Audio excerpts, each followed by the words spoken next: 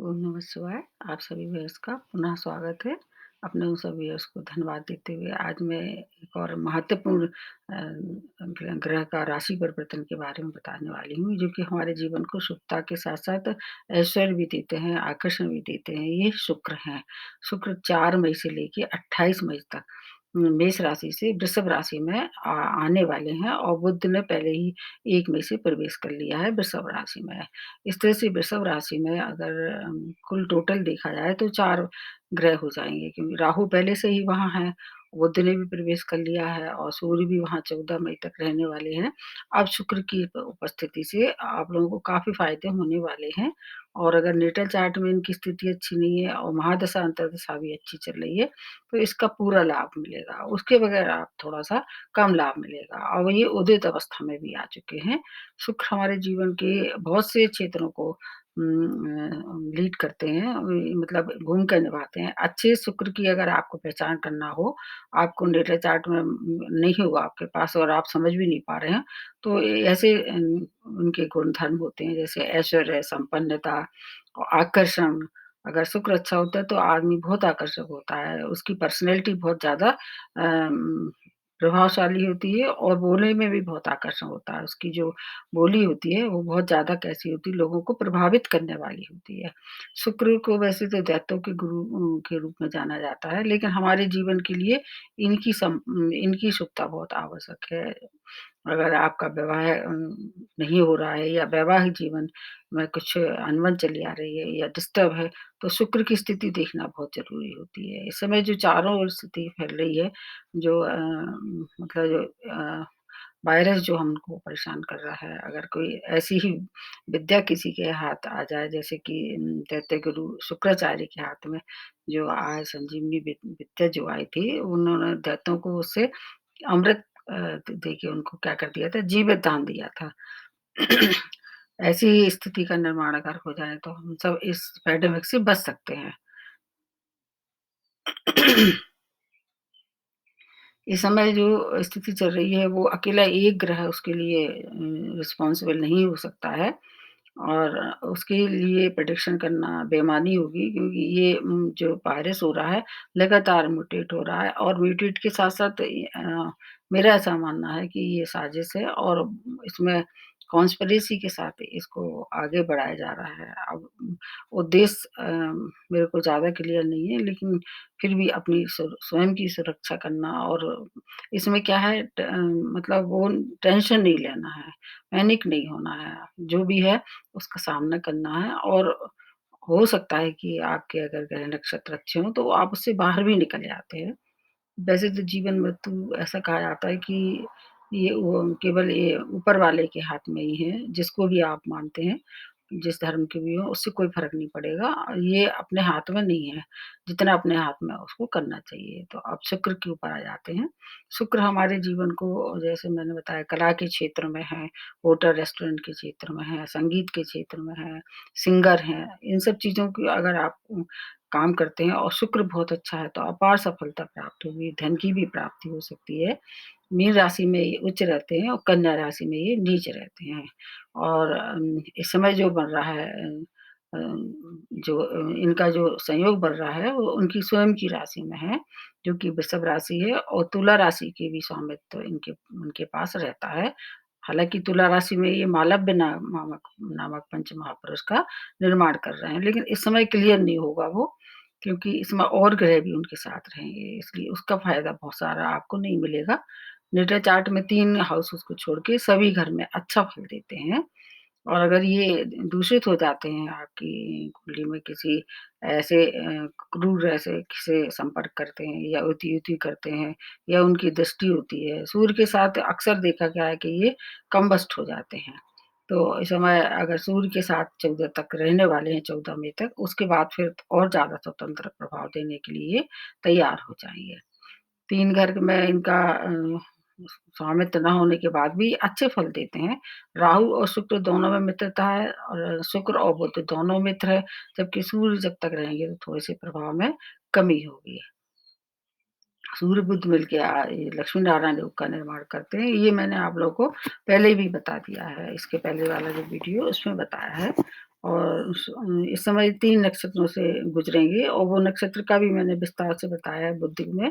जैसे सूर्य के नक्षत्र से गुज़रेंगे, चंद्रमा के नक्षत्र से और मंगल के नक्षत्र से मतलब भ्रमण करेंगे। तो उसका भी प्रभाव देखना होगा। इसके साथ-साथ एक और मैं बात बताती हूँ, हर एक गोचर में आपको ये देखना होगी कि आपकी स्वयं की डेटा चार्ट में शुक्र की महादशा है, अगर शुक्र के वृषभ राशि में कितने पॉइंट हैं? मतलब अगर सर्वाष्टक वर्ग देखा जाए, उसमें अष्टक वर्ग में जो सर्वाष्टक वर्ग होता है, उसमें अगर 5 से ज़्यादा पॉइंट हैं, तो आपको इसका भरपूर लाभ मिलेगा।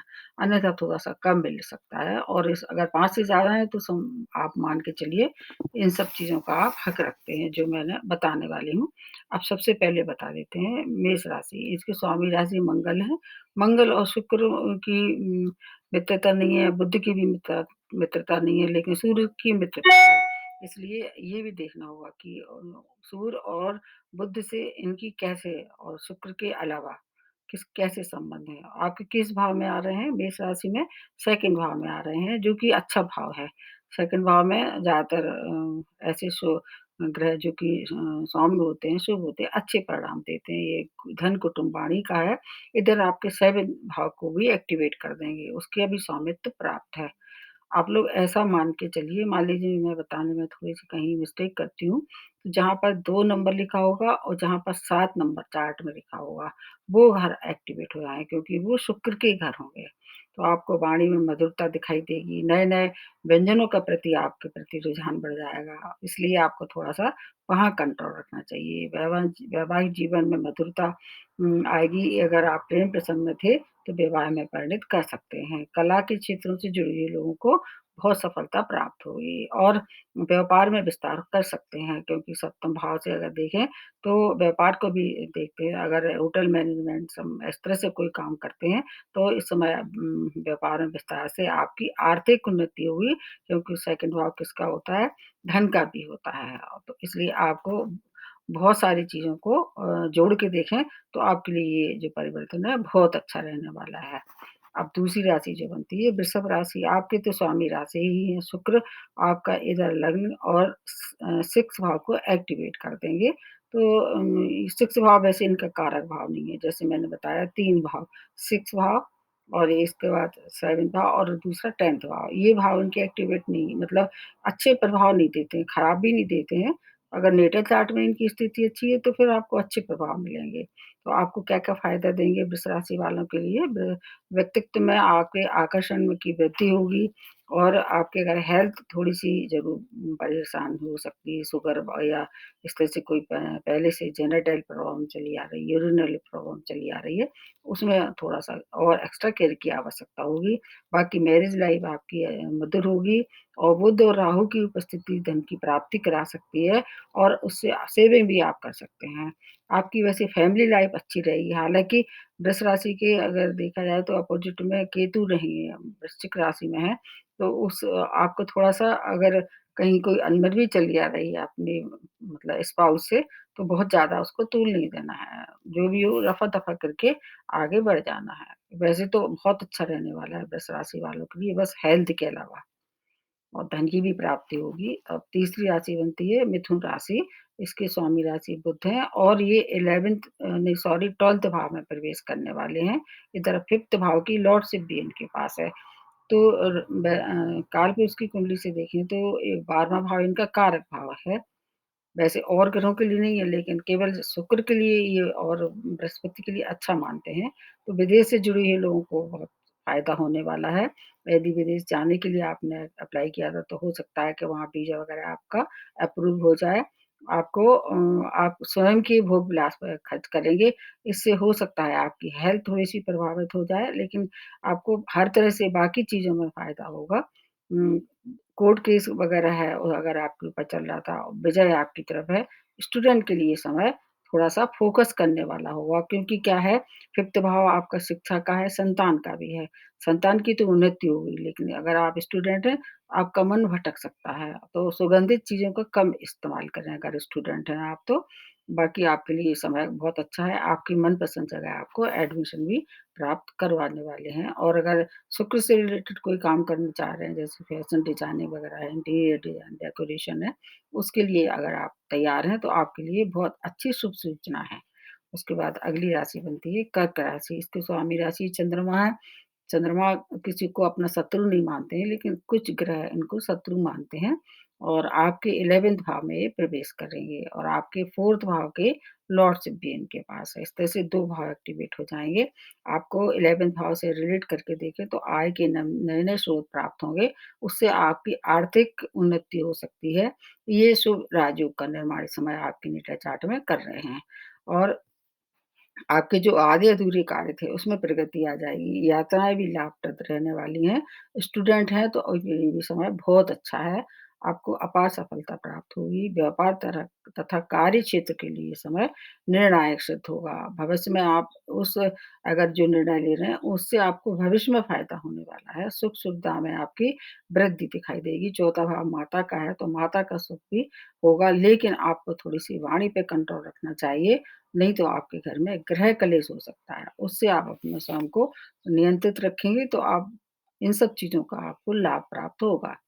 उसके बाद अगली राशि जो बनती है वो सिंह राशि है। इसके स्वामी राशि सूर्य है जो कि अभी खुद ही प्रबल अवस्था में है और आपके 10वें भाव में प्रवेश करेंगे सूर्य का और ये इसका तो बुध का आपको फ़ायदा मिलेगा, शुक्र का उतना फ़ायदा नहीं मिलेगा क्योंकि शुक्र 10वीं में कारक नहीं होते हैं लेकिन सूर्य का फ़ायदा होगा। इधर 3rd भाव की लॉर्डशिप भी इनकी नेटा चार्ट में मैं देख पा रही हूँ।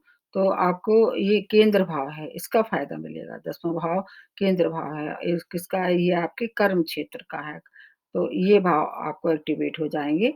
और 3rd भाव से आपके छोटे भाई-बहनों को देखते हैं और छोटी-छोटी दूरी की यात्राएँ देखती हैं। राहु और बुध के साथ होने के कारण आपको काफ़ी अच्छे फल मिलेंगे। कार्यक्षेत्र में अपार सफलता, अगर प्रमोशन ड्यू था तो वो भी हो सकता है। नए जॉब के अच्छे-अच्छे ऑफ़र आपको प्राप्त हो सकते हैं। इस अवसर का आपको लाभ उठाना चाहिए और बॉस से अगर आपको कहीं एप्रिसिएशन नहीं मिल रहा था, तो वो अब एप्रिसिएशन मिलना शुरू हो जाएगा और धन की भी प्राप्ति ये कराने वाले हैं। आपके लिए ये समय बहुत अच्छा है। जितना है उसका लाभ आपको लेना ही चाहिए। उसके बाद आ जाते हैं कन्या राशि। कन्या राशि इसके स्वामी राशि ही बुध है और आपके 9th भाव में प्रवेश करेंगे और 2nd भाव को भी एक्टिवेट कर देंगे। भाग्य में वृद्धि के साथ-साथ आपको हर एक कार्य में जो आपने पहले से अप्लाई किया था कहीं तो नए जॉब की प्राप्ति हो सकती है और लंबी दूरी की यात्राएँ करा सकते हैं ये। आपके कार्य क्षेत्र में आपका दबदबा बढ़ेगा, प्रभुत्व बढ़ेगा। व्यापार में भी वृद्धि हो सकती है। स्टूडेंट हायर एजुकेशन के लिए जा सकते हैं।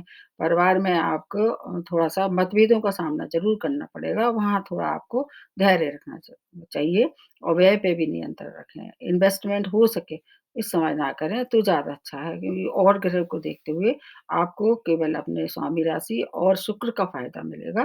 बाकी राहु और जैसे थे वैसे ही होंगे आपके लिए और सूर्य जो है वो उतना फल जैसे देना चाहिए था कुछ समय बाद देंगे जब वो अपनी राशि बदल लेंगे। उसके बाद अगली राशि बनती है तुला राशि। तुला राशि की स्वामी राशि ही शुक्र है और आपके अष्टम भाव में प्रवेश करेंगे। इनके लिए अष्टम भाव खराब नहीं मानते हैं। 3 घर में जो मैंने बताया उसमें अष्टम घर नहीं आता है। आपके लग्न के स्वामी हैं तो आपके व्यक्तित्व में आकर्षण की वृद्धि दिखाई दे रही है। स्वामी राशि होने के साथ-साथ अष्टम भाव में थोड़ा-सा आपको अपनी चोट-चपेट दुर्घटना का शिकार हो सकते हैं, वहाँ ध्यान रखना पड़ेगा। और बुध और राहु की युति के कारण अगर आप रिसर्च से जुड़े हुए हैं, तो आपको ज़्यादा लाभ होगा और ऐसी रिसर्च जो कि विदेशों से अगर कंसर्न्ड है, तो आपको और ज़्यादा फ़ायदा होगा। आप विदेशों से अगर व्यापार करना चाह रहे थे या कोई विदेशी संपर्क इस समय आप करेंगे, उसका लाभ आपको पूरे जब तक 28 मई है, तब तक प्राप्त होता रहेगा। आपको अपने स्वास्थ्य की और दुर्घटना की केयर करना चाहिए। बाकी आपको धन की प्राप्ति इतनी प्रचुर मात्रा में कराएँगे कि आपका मन काफ़ी प्रसन्न हो जाएगा। मतलब कोई भी परेशानी होगी, अगर आप धन से रिलेट होगी तो उसमें आपको लाभ ही लाभ प्राप्त होगा। इन्वेस्टमेंट भी इस समय आप कर सकते हैं। कुछ मायने में थोड़ा-सा ध्यान रखना होगा, बाकी आपके लिए वैसे भी अभी तुला राशि पे ढैया चल रही है तो उसका शनि से आपको फ़ायदा हो रहे होंगे, वैसे ही होते रहेंगे। अब अगली राशि जो बनती है वृश्चिक राशि, इसकी स्वामी राशि मंगल है और आपके 7th भाव में ये प्रवेश करेंगे। मंगल ना तो शुक्र के मित्र हैं, ना ही बुध के मित्र हैं, लेकिन सूर्य से इनकी मित्रता है और ये 12th भाव की लॉर्डशिप भी इनके पास है। तो आपको आपकी मैरिज लाइफ अत्यंत श्रेष्ठ हो जाएगी। वैवाहिक संबंध अगर बिगड़े थे, तो वहाँ अच्छी मधुरता दिखाई दे रही है और अगर अविवाहित थे तो अच्छे प्रपोज़ल आ जाते हैं और मनोरंजक समय उस मतलब व्यतीत होगा। विदेश की यात्रा अगर आप चाहें तो इस समय उसका लाभ उठा सकते हैं। आपको सौभाग्य प्राप्त होगा उसका, कार्यक्षेत्र में प्रशंसा के पात्र रहिए और आपके निर्णय जो होंगे वो काफ़ी सार्थक होंगे, आपका भविष्य निर्माण करेंगे। अब बस अगर आप यात्रा करते हैं, आपको 2 बातों का ध्यान रखना होगा। एक तो व्यय थोड़ा-सा नियंत्रित होगा और अगर मतलब कोई चीज़ खोने का या चोट-चपेट का शिकार ना हो जाएँ, तो आपको हर चीज़ में आपको कुछ न कुछ अच्छी सुखता प्राप्त होगी क्योंकि 7th भाव केंद्र भाव है, तो इससे रिलेट देखें तो आपको बहुत सारी चीज़ों का फ़ायदा होगा। उसके बाद आ जाते हैं धनु राशि, आपकी स्वामी राशि बृहस्पति जो बहुत मजबूत स्थिति में है, जहाँ तक शुक्र की जो गोचर है वो आपके 6 भाव के में आ रहे हैं। 6 भाव की लॉर्डशिप और 11th भाव की लॉर्डशिप भी इनके पास है, तो 6 भाव में बहुत अच्छे फल नहीं देंगे, लेकिन 11th भाव को एक्टिवेट करेंगे, उससे आपको फ़ायदा होगा। 11th भाव आपकी महत्वाकांक्षा का है, आपकी आमदनी का है, तो आमदनी के नए-नए स्रोत प्राप्त होंगे।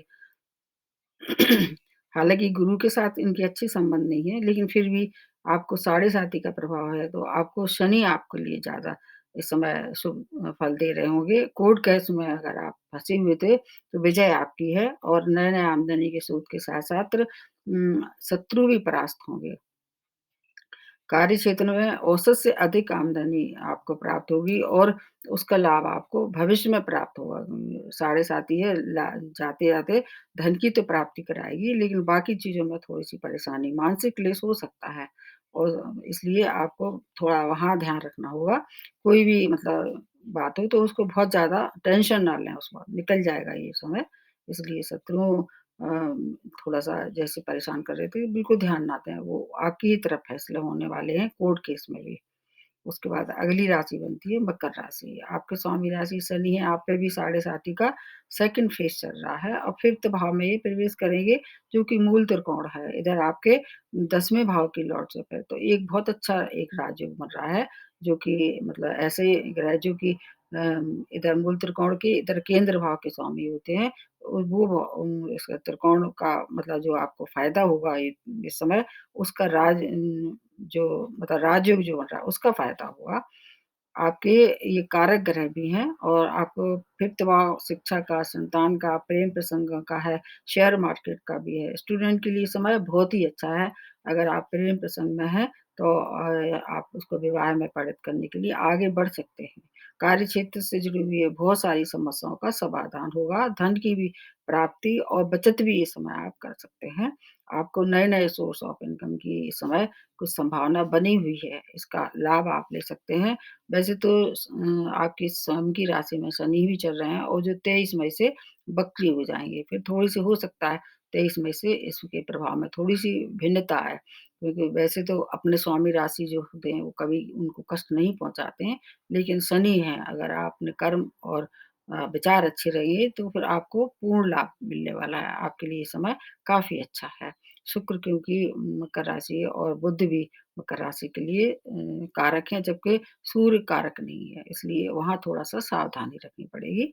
अब आ जाते हैं कुंभ राशि। कुंभ राशि आपके स्वामी राशि भी शनि है, आपके फिर 4th भाव में प्रवेश करेंगे और 9th भाव की लॉर्डशिप इनके पास है। तो आपको क्या-क्या फ़ायदा होने वाले हैं, 4th भाव से रिलेट करके देखें, तो ये इनका 10th भाव भी त्रिकोण का ही भाव है ये भी।